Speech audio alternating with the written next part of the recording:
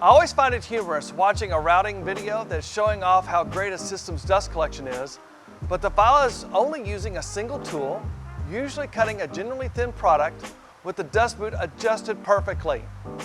At MultiCam, routers are most often sold as an automatic tool changing system, which obviously picks up tools of varying lengths. In order to achieve maximum particulate pickup, the operator is required to manually adjust the dust hood for each tool per material thickness. Rarely do I see operators take the time to do so, even though we make the manual adjustment easy. What if the dust hood could do that adjustment for you automatically? That is exactly what the active dust boot does. The operator simply teaches the dust boot how much above or below the dust bristles need to be to the tool tip.